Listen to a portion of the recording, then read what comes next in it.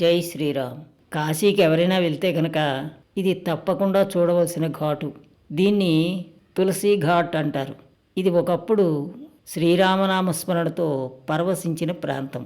ఇక్కడ సంకటమోచన హనుమంతుని దర్శనం చేసుకుని ఒక్క 10 నిమిషాలు ప్రశాంతంగా కూర్చుని హనుమాన్ చాలీసా భక్తి విశ్వాసంతో చదువుకుంటే చాలు ఒక గొప్ప అనుభూతి కలుగుతుంది. రామనామ గొప్పతనం తెలుస్తుంది.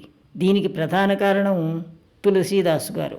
అందుకే ఈ ఘాటుకి తులసీదాసు గారికి విడదయ్యరా అనే అనుబంధం ఉందంటారు. చూస్తున్న ఫోటో గోస్వామి తులసీదాస్ గారిది.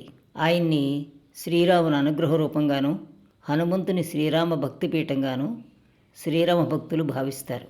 ఎందుకంటే వారు హనుమాన్ చాలీసా ప్రార్థనా పద్యంలో శ్రీ గురుచరణ సరోజ రజ నిజమన ముకుర సుధారి వరణౌ రఘువర విమలయశ జోదాయక ఫలచారి బుద్ధిహీన తను జానికై సుమిరో పవన కుమార్ బలబుద్ధి విద్యాదేహిమూహి హరహు కలేశ వికార్ అంటారు.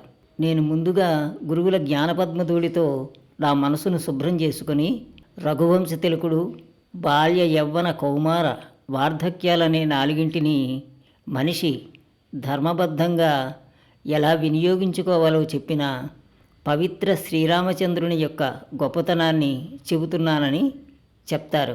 ఇలా శ్రీరామతారక మంత్ర నిక్షిప్తమైన హనుమాన్ చాలీసాని రోజు ఉదయం, మధ్యాహ్నం, సాయంత్రం తన శిష్యులతో కలిసి పారాయణ చేసిన స్థలం ఇది. సంకటమోచన హనుమాన్ అంటే కష్టాలను తొలగించే హనుమంతుడని అర్థం. మందిరంలో హనుమంతుల వారి చిత్రాన్ని స్వయంగా తులసీదాస్ గారే ప్రతిష్ఠించారని చెప్తారు. ఈ మందిర ప్రాంతంలోనే తులసీదాస్ గారు హనుమాన్ చాలీసా చదివే సమయంలో హనుమంతుని దర్శనం జరిగిందని చెప్తారు. ఇది ఉదయాన్నే గంగాహారతి ఇచ్చే అస్సీఘాటుకి దగ్గరలో ఉంది. ఈ ప్రాంతంలోనే తులసీదాస్ గారు తన జీవిత పర్యంతం ఉన్నారని చెప్తారు. రామచరితమానసును ఇక్కడే ఉండి రాశారని చెప్తారు. ఈ ఘాటు దగ్గరే తులసీదాస్ గారు ప్రతిష్ఠించిన శ్రీరామ మందిరం, మఠం, సంకటమోచన హనుమాన్ మందిరం ఉన్నాయి.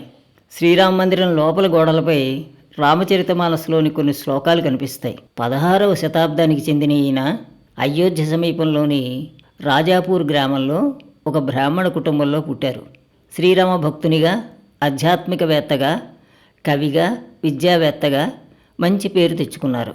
వీరి గురువులు రామానుజులని చెప్తారు. శ్రీరామ హనుమంతుని భక్తునిగా ఉండే ఆయన మంచి ఇంద్రియ నిగ్రహంతో ఉండేవారట.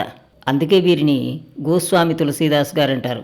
వీరి జీవితంలో ఎక్కువ రోజులు అయోధ్య, కాశీలోనే గడిపారు. ముఖ్యంగా చివరి దశలో కాశీలోని ఈ ప్రాంతంలోనే శిష్యులతో ఉంటూ చివరకు శివ సాన్నిధ్యం పొందారని చెప్తారు.